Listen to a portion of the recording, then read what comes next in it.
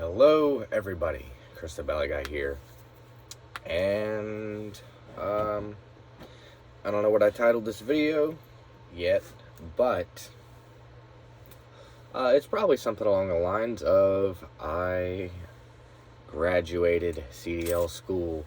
I did, in fact, graduate CDL school, and I'm very excited about it. And all my fans are gonna run because electronics, I guess. You could probably hear that. I'm gonna turn off my exhaust fan because it is cold and I don't need to suck any more cold air into my vehicle.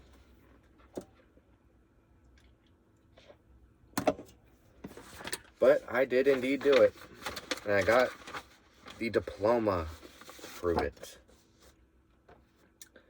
Yep, I graduated CDL school. I am so glad I finally did. It took a little longer than I expected, not do anything my fault, but yeah, there was an ice storm that hit the south and we got put out of school for a week. That was kind of fun, but it was kind of mildly annoying, to say the slightest, that I had to sit out for a week and not do anything, and then I had to wait a week for my tester to come up and test me. It's really quiet. I need to flip a ballast song, put some noise in the air. But yeah, and it's cold, so I'm gonna run a heater for a minute. That's probably kind of loud, but what's a Chris the Valley Guy video without a little noise pollution disturbing the video, you know? But yeah, my license allows me to drive any commercial vehicle that is not hazmat, that is not doubles or triples, and is not passenger, in the state of Louisiana. I am limited to intrastate. I can't leave the state, unfortunately, because I'm not 21. I can go get sent off to war and die and get bombed in Afghanistan, but I can't drive a commercial vehicle out of the state. It's tragic. I'm sure it's really just a first world problem, but it's not that big a deal. I'll turn 21 in May. Remember the Zippo Bandit video? I got my hands on a Zippo finally. I got a nice, I wanted just a pure silver one, but it's what I could get. Went to a different gas station and paid $30. $30. By the time I left, I got that Zippo, I got some Zippo fluid, and I got me a pint of Ben & Jerry's ice cream, and I think I spent like 50-something bucks at a Pilot's at a truck stop. And I don't know, I didn't feel like waiting, wanted to buy it. Walked in there, they were like, I was like looking around at all the stuff, at all the cool stuff that they have at truck stops, you know. I'm not too familiar, I'm not a trucker yet. And they had the Zippos, and I was like, heck yeah. I originally went there for ice cream. I was like, oh good, they got Zippos, I might as well get one while I'm here. So I was like, hey, do I need to be 21 to buy a Zippo here? They were just like, oh, you want to go to the display and get a lighter? And I was like, yeah. I expected them to give me an answer on if I needed to or not, but they didn't ask anything. They didn't even ask for my ID at all, which was nice.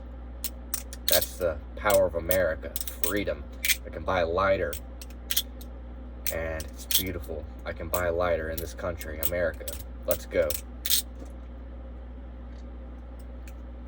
Gotta be 18 to buy cough syrup and brake cleaner, though. Anyways, but yeah, I'm stoked about my ability to now go get a job and join the workforce. And I was gonna make this video sooner, but there's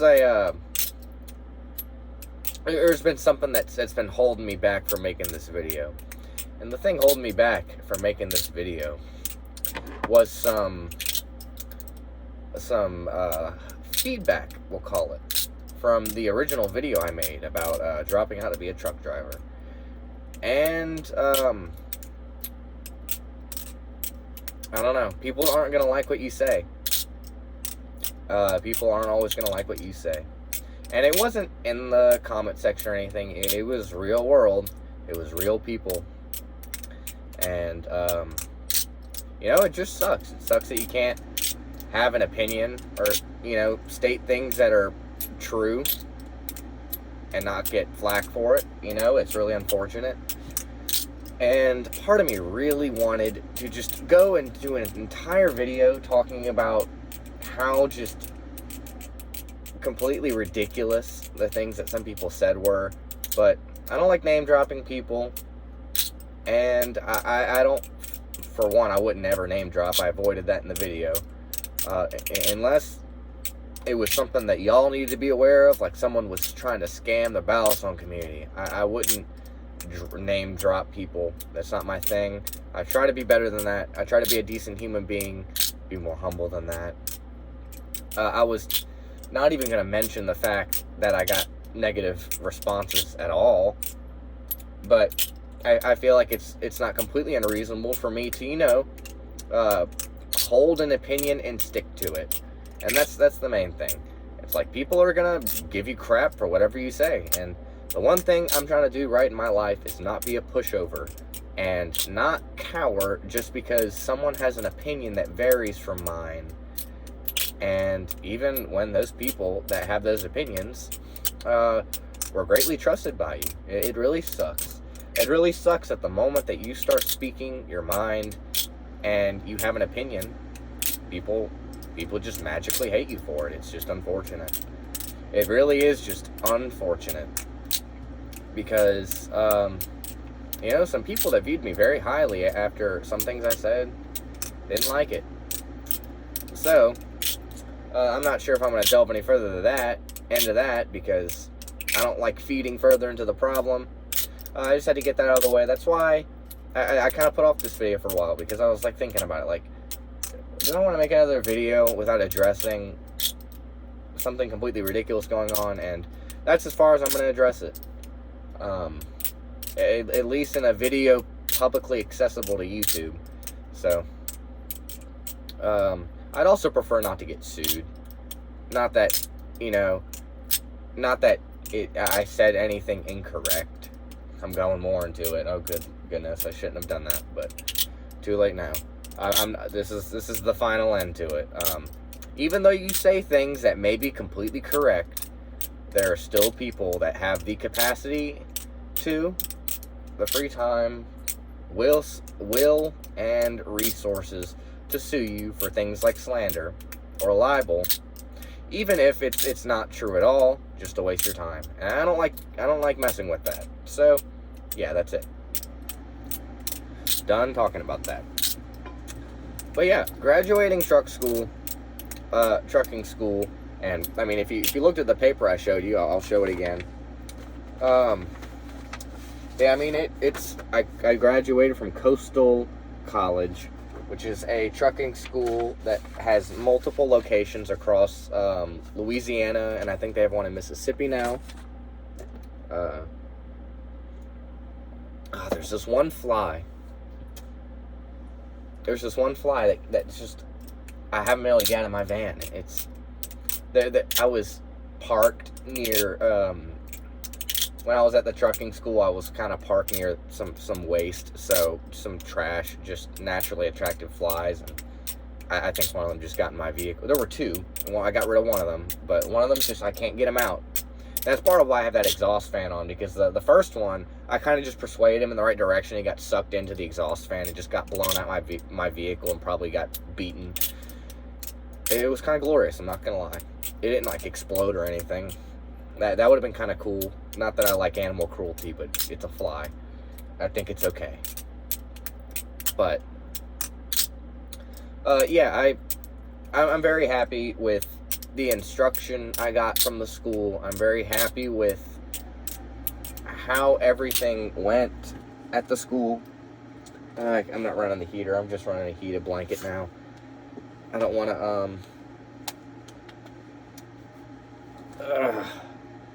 to, drain my power too much. And one pillow's too much. But yeah, I had an instructor, and I'm not going to say the name of the instructor because I don't want I don't like name dropping people, like I said, good or bad, unless I know that they consent to being name dropped. Man, it got really quiet in here. But yeah, it's not even like a matter of I don't want to do anything negative or positive. It's just they didn't express the wish to be in a video, so I'm not going to say that. Also, when you work for a company and your name gets dropped and put in someone else's video, that's not exactly the greatest look all the time. My goodness, my nose itches. Ugh. Man, we're talking about names a lot in this video. That was not the goal, but yeah, I had a great experience at the school. Obviously, nothing is perfect. I mean, there's flaws in any school, but I personally really enjoyed it. I felt that it was worth the tuition that I spent on it. I took out my first ever student loan to go to that school, and I think it was well worth it. And I'll be paying a couple $100 for the next 2 years, and I'll be good to go. And I'll probably pay it off sooner than later. But assuming I get a job and I get a good steady form of income coming in, and yeah, I'll be good. So yeah, I'm happy with how all that went. I'm repeating myself. I'm just brain dead today. It's just kind of how it goes. It just kind of goes like that some days. I've been sitting around. It's a Sunday. I played organ at church this morning, and I haven't had anything to do, so I sat around and watched some YouTube. Sat around and watched some YouTube some more. Before all that, I got some McDonald's breakfast. I'm usually not up at the time to get McDonald's breakfast, or I'm usually busy when it's available. So I got me a sausage, egg, and cheese McGriddle, and I enjoyed it. It was a great morning. I played for church, I had a sausage, egg, and cheese McGriddle, and I've just been sitting around watching YouTube. And I think I called my dad earlier, and, you know, it's just some other good stuff. So tomorrow, hopefully I'm going to go apply for some jobs, and maybe I'll get a steady form of income, which would be preferable. I'm also going to try to go get my hazmat endorsement. Now, I'm only 20, so I can't actually have it applied to my license quite yet. But what I can do is I can go test it, and because it's within a year of me turning 21, I mean, I literally turned 21 in, March, April, May, 3 months. I should be good to, what's it called? Go get it, and it'll get applied to my license. I'm going to have to go to a place to get fingerprinted and background checked. I'm going to go to the DMV and test for it. I need to look up how that whole process works and what order I need to do it in.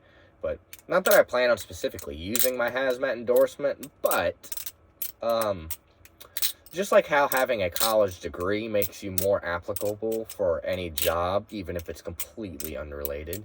I'd be more likely to get a job in trucking if I had a CDL, graduated from CDL school, and on top of that, I also had an English degree.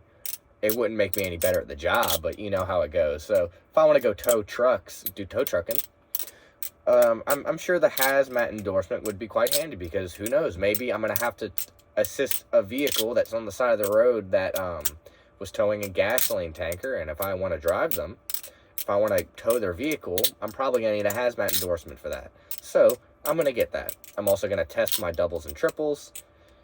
Which is, if you don't know, doubles and triples is an endorsement for commercial drivers that allows you to tow 2 trailers or 3 trailers at once. And some states, they don't allow triples. Louisiana is one of them. You only see doubles, and you only see, like, I think it's like the 38-foot trailers or whatever. They're the short trailers. The single axle trailers that you see usually with FedEx or UPS. And they're 2 trailers in tandem with one another, and they're towed behind one truck. So I don't think I actually have to do a test for that one, like an actual driving test for that one. I think I just go take my test for it.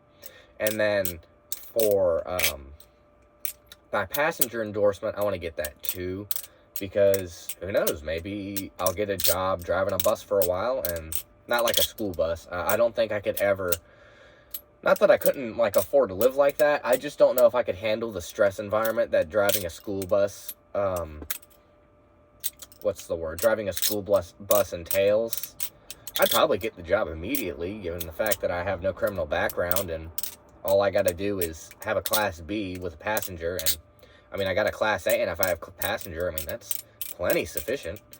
So, and there will always be, I mean, I could work for a company, like, there's so many CDL jobs you don't even think about, like, not even just the big vehicles. You need a CDL just to drive some commercial vehicles, whether they're Class E sized or not. So a van, like what I'm living in right now, is a Class E vehicle. It's I don't know if it's limited to 20 feet. No, it's not. But a Class E vehicle usually has to weigh, I think it has to weigh, under 26,001 pounds. That's to weigh 26,000 pounds or less.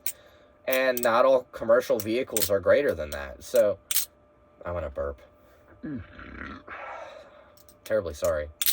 But, I'm sure that some of you have seen license plates that on like a pickup truck or on like a van, and they'll say commercial. I mean, you gotta have a commercial driver's license just to drive that. Doesn't matter what kind. I think they're considered Class E. There was someone that went to my school that drove box trucks before he got here, and he had a Class D. And I assume that it was probably pretty easy to get, because I don't know why he would go to get his CDL in Class D just to, well, he probably did actually go get his CDL in Class D because it was really easy and not that expensive and not very time consuming. So that was probably why he was able to do that. So yeah, box trucks, semi trucks, dump trucks, garbage trucks. Like, one of the jobs I'm looking at is probably either going to be for waste management, or it's going to be for this company called the Trash Guys. And those are just on the trash side of things. It'd be really cool if they put me in a semi truck and I was driving trash in a semi truck. That'd be pretty cool. But odds are I might get put in a dump truck and I'll be going pick up loads in that and doing street driving, going down neighborhoods. Completely fine by me. I just need a job for now, and who's to say I won't stay for a while? I mean, I know those trash jobs pay better than you would think.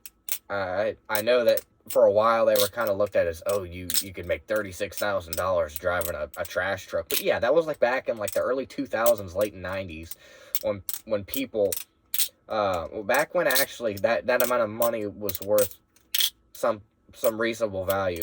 I saw something. I'm trying to remember what the time frame, so don't hold me to this or anything, but it's just going to be a very rough guess as far as the dates go, but I remember the exact amounts, more or less. So, it was like, if you had a $80,000 salary in like the 80s, I think it was. Yeah, the 80s. If you had an $80,000 salary in the 80s, this comparison was saying, yeah, you would have to make $228,000 just to get the same value out of your money, and that's just crazy. And part of that isn't even inflation. That's just the cost of things in general have changed because the markets have changed. Inflation's going to change, the actual worth of your dollar. But something that Americans really love are these super big pickup trucks that have these really underpowered piece of crap engines for some reason, and get absolutely the same gas mileage either way. EPA, but besides that, they just like really luxurious vehicles. Even if they're work trucks, they like to have the plush leather seats, and they like to have the heated steering wheel, and they like to have the Bose 4-channel speakers with a subwoofer, and it needs to sound like you're in a movie theater where your butt cheeks are vibrating at the frequency of the earth rumbling in your favorite Marvel's movie. It's just kind of unreasonable, in my opinion. Like, the features that they put in these vehicles stock, like the lowest you can get. Like, I mean, even back to, like, let's go to the Toyota Corolla.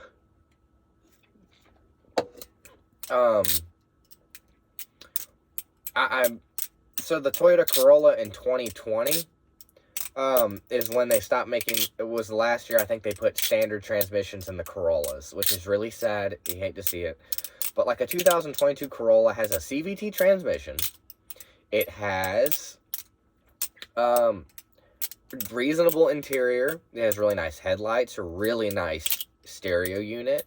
Being the speakers, they're pretty reasonable. Not that they're super high quality, but they sound really good. They were engineered very well. Engineering costs more than the product sometimes. So even if the speakers are some cheap paper speakers with like a 1/2-inch voice coil, those speakers can sound phenomenal if they were engineered perfectly.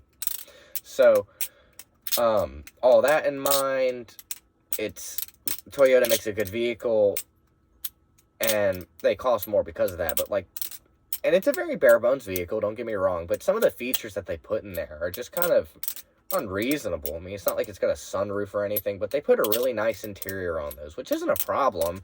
It's just that when that's the absolute baseline, you can't go buy a vehicle anymore. You can't go buy some vehicle that was constructed out of a step above cardboard but functionally worked and had a manual transmission, had a simple inline-4 engine with no extra GDI and stuff like that, making it super fast and powerful and fuel efficient.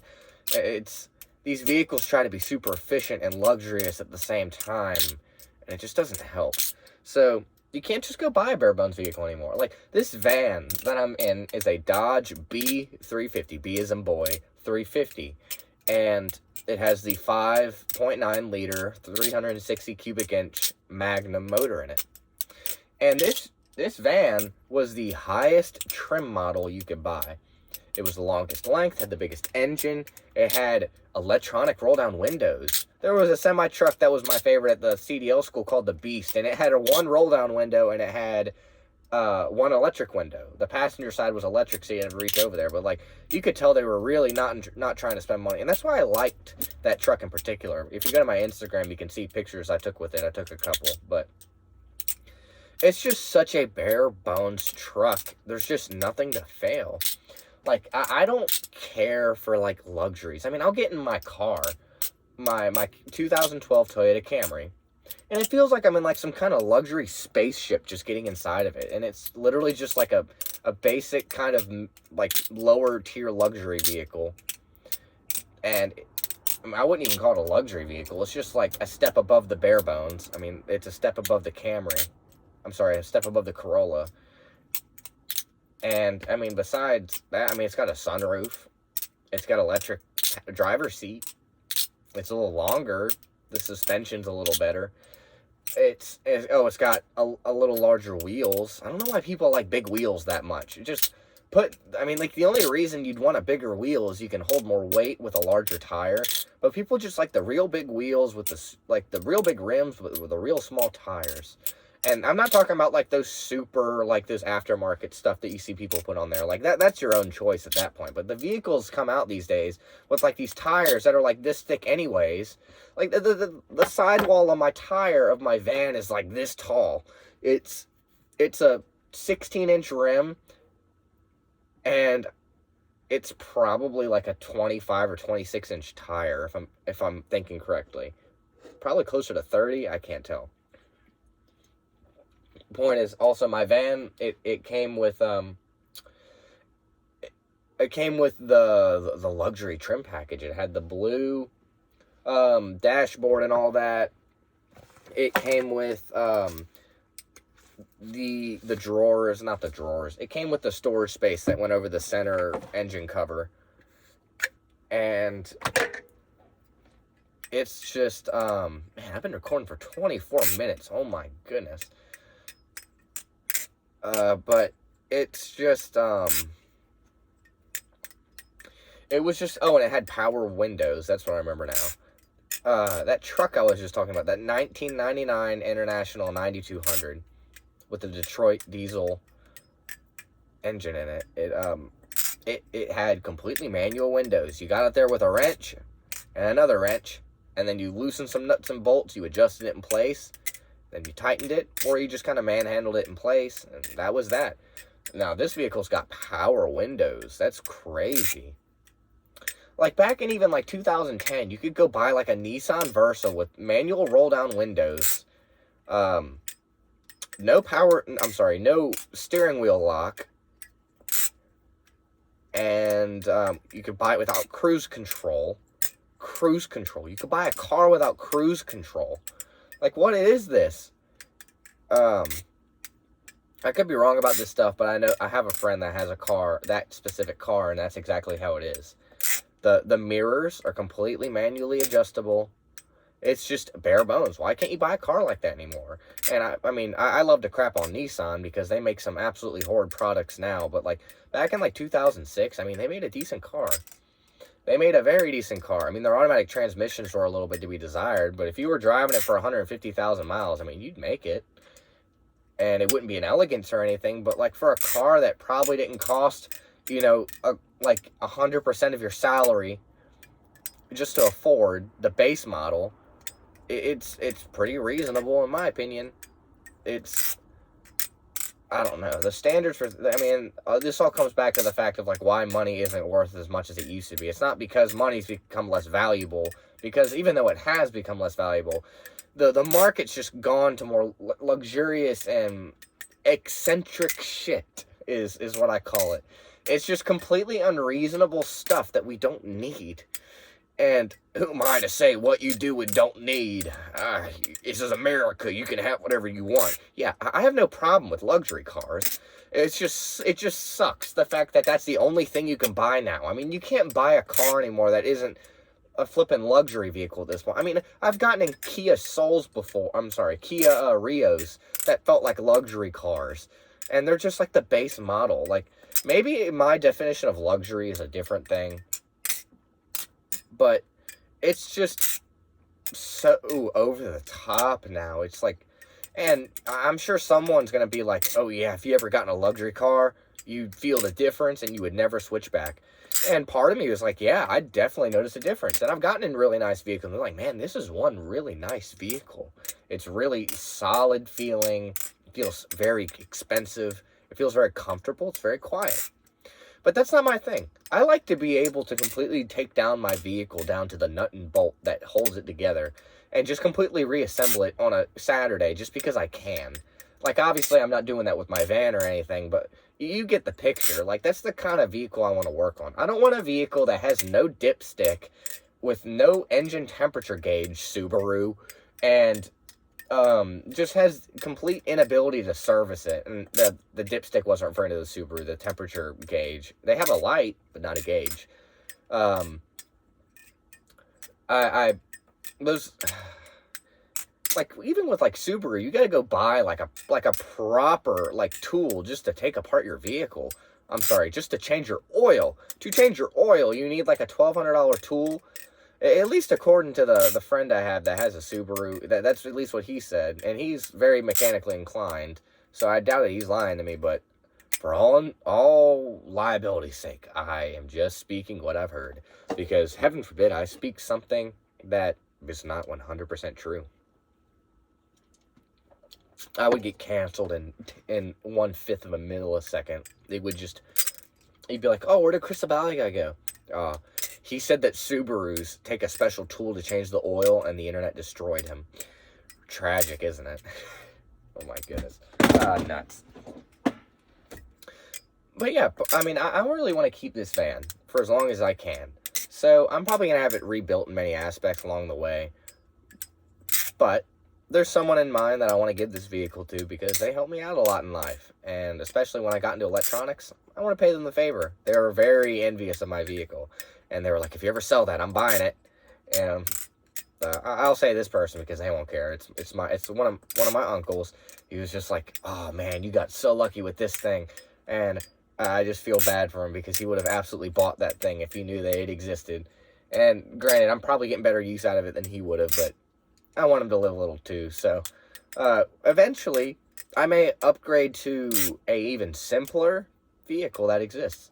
So back to that International that I was talking about. It's a 9200 International from 1999.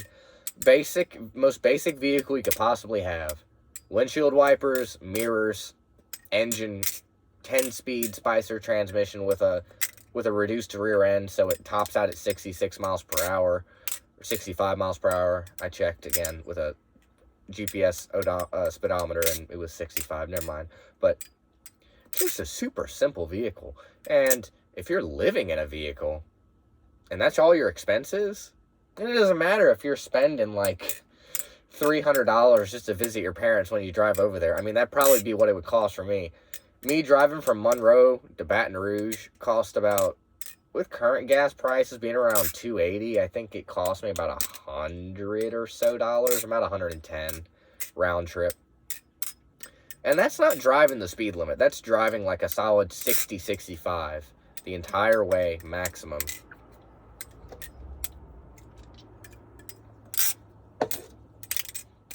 But, yeah. I'd love to upgrade to like a 10-ton vehicle. Like a six-wheeler. Like a single dually axle, like box truck with a manual transmission, simple as all can be driveline, engine, diesel, inline six, Cummins, Detroit diesel. I don't really care. I'll do my research in a bit, one day. And get one that's not, I don't know if that's exactly the 10-ton size. Maybe it's the 5-ton. I have no idea. But just a size of vehicle that's reasonably sized to where I can fit it in a parking spot if I really have to.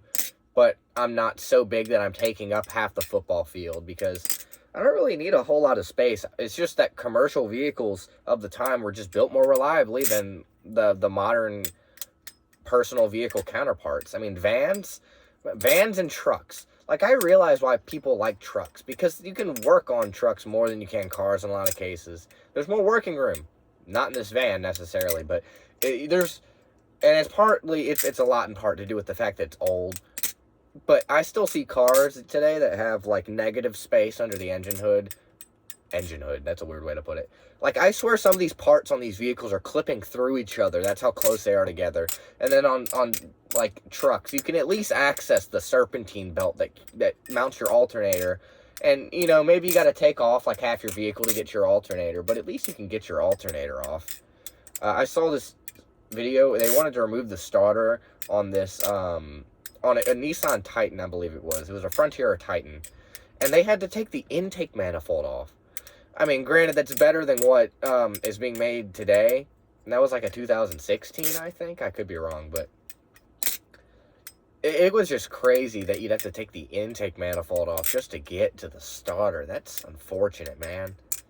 So, if I could get some old American-style International, or maybe one of the decent Freightliners that used to exist, or, you know, maybe an old Mack or an old Peterbilt, or a Western Star, kind of box truck size vehicle. Even if it's just bare frame, I'd rather it be bare frame, honestly. I could just build the entire vehicle up myself and just have a standard transmission, whether it be like 5 or 6 speed or something like that. You wouldn't really need a 10 speed for a vehicle like that. I think it'd be cool. I'd prefer a 10 speed, but you get what you get. And those vehicles aren't inherently outrageously expensive or anything. I mean, I think the most expensive one I saw was like $22,500 for the truck that I wanted to take my test in. It was a beautiful... This one was much more beautiful than the one at the school, but it was a red, white, and blue International 9200, and this one had a little bit longer of a cab in it, a sleeper, a little longer sleeper. And the one that I was in was called the Pro Sleeper, and much smaller than your typical Freightliner Cascadia, which is what the school had besides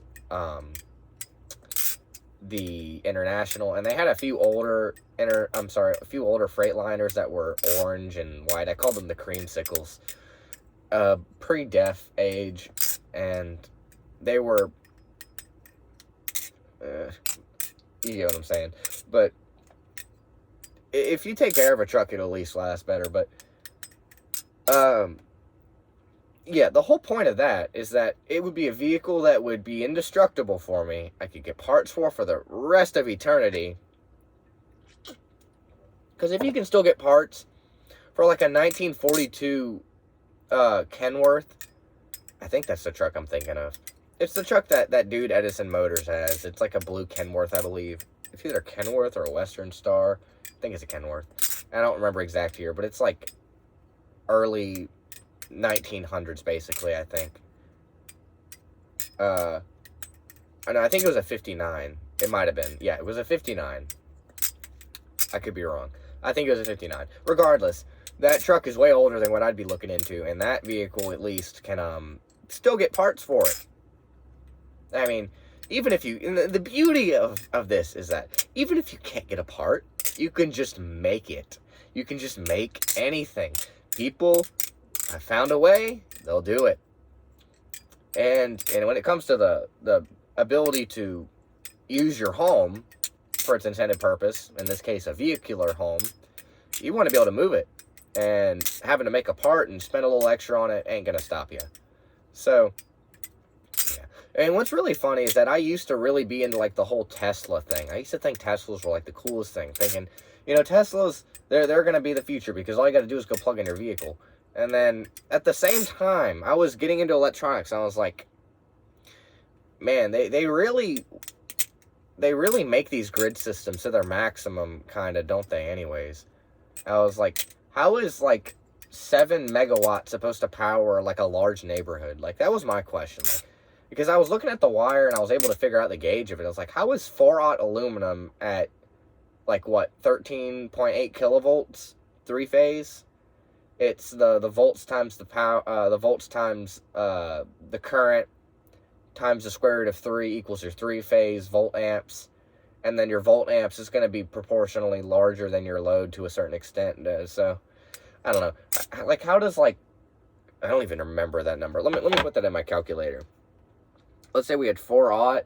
I think that they would allow 300 amps for that because it's aluminum bare wire and it's suspended. So, let's just say it's 300 times, let's just call it a solid 14,000. Excuse me. Oh, that's only 4.2. Throwing up over here. Only 4.2 megawatts. Like, how is that supposed to power, like, an entire business sector and then a neighborhood? And I didn't put that together with electric vehicles. And that's why I wanted to get in. I was like, man, no one's doing this. I'm going to be able to take advantage of the fact that no one's using them.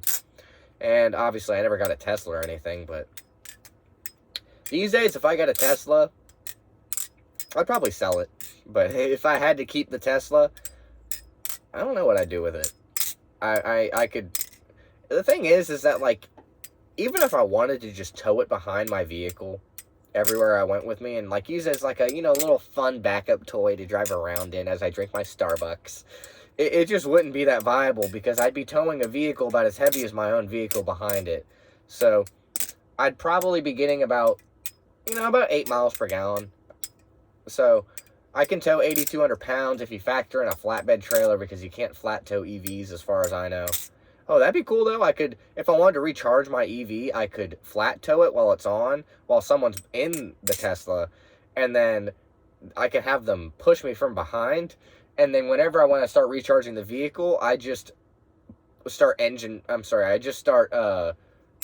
what's the word?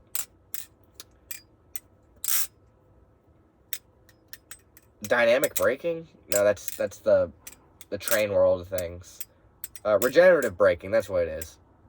Yeah, just start regen braking all the way home. And I have a charged Tesla battery. That'd be cool. It'd be really cool if you could just have 2 Teslas and do that back and forth. Like, oh yeah, I'm gonna charge this vehicle while it's running, and then while I'm towing it, and then I'm gonna swap back and forth, and you just have enough power to keep charging the other vehicle back and forth. That'd be pretty cool, but that's not the real world. What would be cool is if I mounted some kind of generator to my drive line in some capacity, and I was able to, or just, my engine bay is a little cramped, so I don't know how well that would work. If I found a way to mount to the exit of my transmission some kind of, what's it called? Some kind of, like, geared spline or something, and power some kind of generator, I could really power a lot of things with that.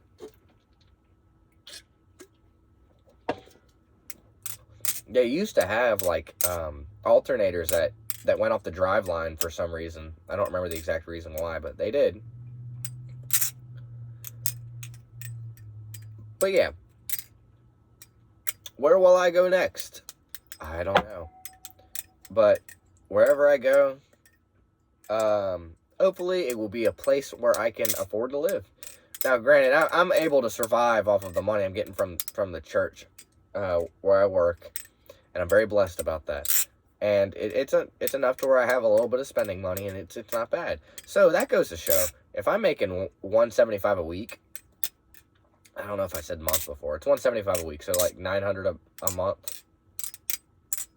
And then I start going to like $1,100 a week. Hey, that ain't bad. That's actually pretty good for me.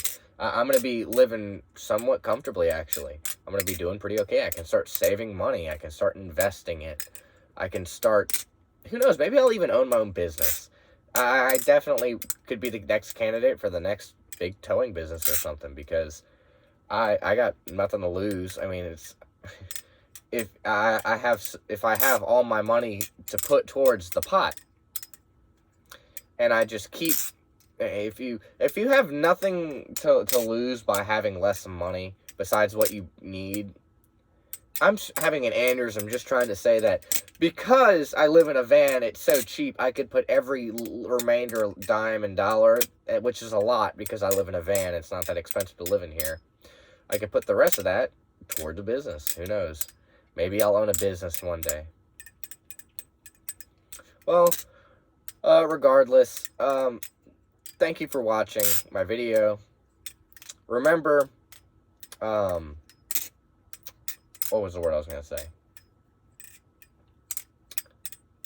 Well, thanks for watching. Don't be afraid and back down from your opinions just because you feel like you have to, because everyone's going to hate you, because people will always like you for what you think, whether you have a good opinion or a bad opinion. A good way of thinking. Whether people like your opinion or not, you'll always have someone, unless you have a vile opinion that I'm not even going to say. Like, obviously, some things are kind of off limits. But besides the point, be who you are. Be who you are. That's the biggest thing. Don't be a pushover or bend over for nobody, because I resisted all that, and look at me now. I took out my first student loan, I dropped out of college, and now I have a CDL, and hopefully, and I'm living happily in a van. Like, I forget to mention that. Like, I live pretty happily in my van. I don't need a whole lot. I just need something to keep me occupied. I just need my vehicle to start and run. And, I just gotta have an occasional hobby or, mass on Sunday to go to play organ, keep the music in my life. And I'm just trucking along, metaphorically. I'm keeping my rubber side down as long as I got those things. Just don't let people change who you are because they don't like who you are. And I know that's obviously like one of like the biggest movie things ever, like be who you are. But honestly, sometimes people need to hear that from a human being that isn't in the plot of a movie. Be who you are. That doesn't mean you can't change. You can't learn from things. And you can't grow as a person. Try to change yourself. But don't live life cowering from your own decisions, is what I'm going to say. Be confident in what you decide to do. And show some reason why you're so confident. If you're not confident, ask yourself why. Why am I not confident? Oh, maybe I don't know a whole lot about what I'm talking about. Well, fix it. Be confident. Maybe you'll change. Maybe you'll just become stronger in what you already know. Regardless, I kind of went on for a second there. I apologize. Didn't mean to make this a moral TED Talk or anything, but appreciate you for watching. Stay true to yourself. Thank you for watching. Stay true to yourself. I hope you enjoyed this video, and goodbye.